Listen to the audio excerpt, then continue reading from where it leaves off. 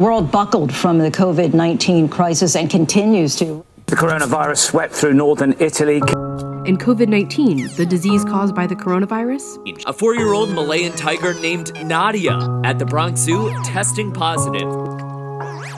God said there's coming a day when I'm going to shake the world. But some things will not be shaken. Some things remain.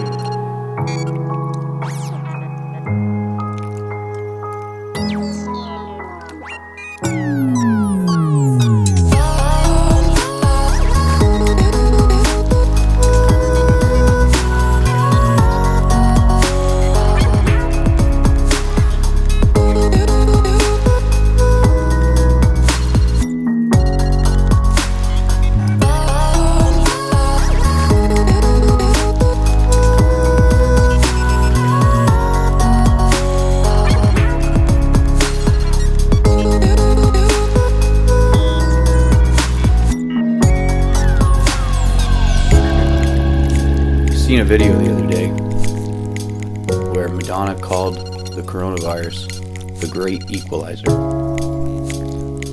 It makes us all the same.